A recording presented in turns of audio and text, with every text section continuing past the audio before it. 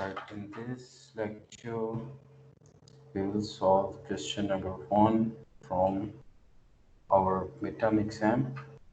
The question is that we want to compute voltage across this load impedance given this circuit.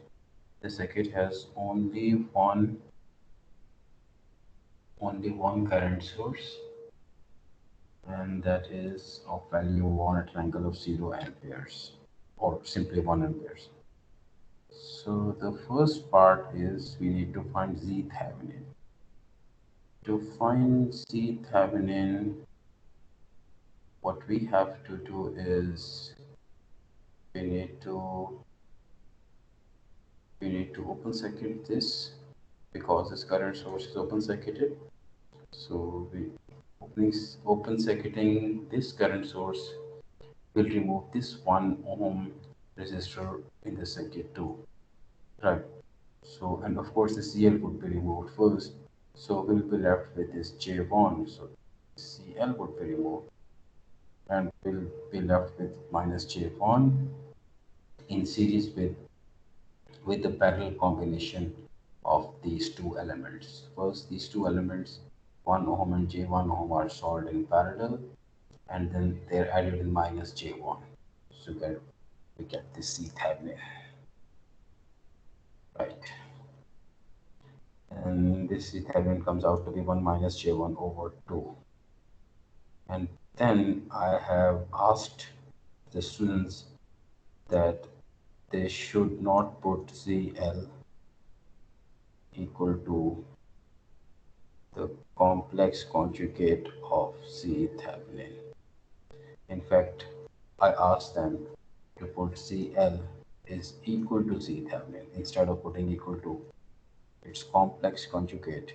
I wanted them to put CL equals to C Thevenin. So this is how we have put CL is equal to C Thevenin, and then we have to apply an appropriate circuit analysis technique to find the voltage dropped across the CL in a polarity such that this terminal is a plus and this is a minus.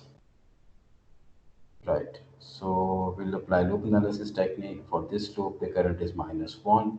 You don't have to write equation for this loop. We already know that if we know have a current source in a loop, we don't write its equation. We write I1, I of that loop to be equal to that current source if the direction is the same, and if the directions are opposite, we put a minus sign.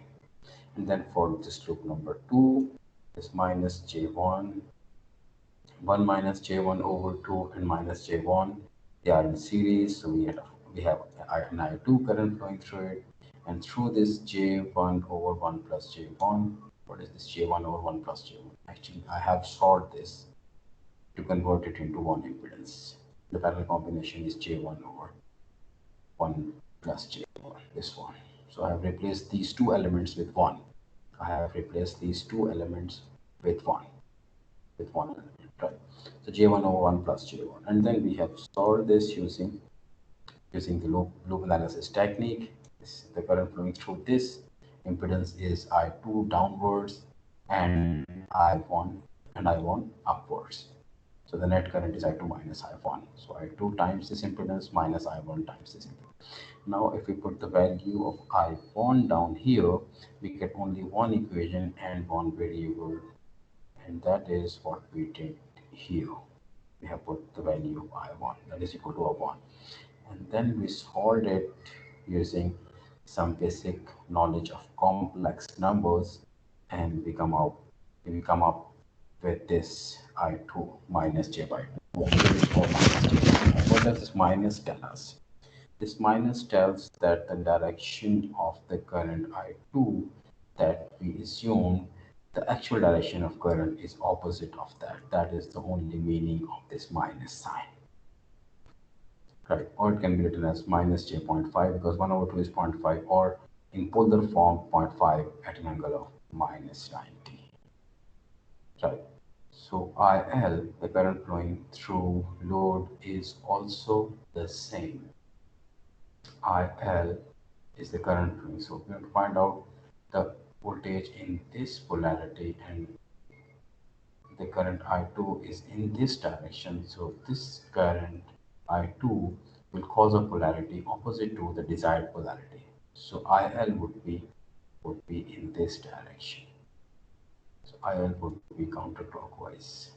I2 is clockwise, I will be counterclockwise and will be equal to minus 1 by 2. So minus 1 by 2 makes it positive, and it is 0.5 at an angle of 90, or plus j 0.5. And then we can find VL.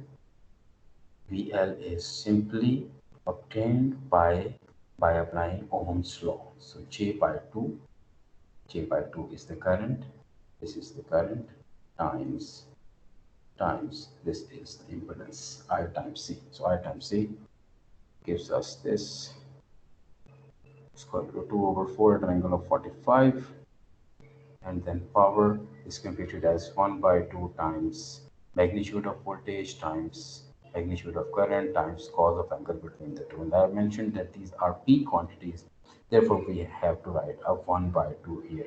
And we know that if the quantities are RMS, we don't write this 1 by 2.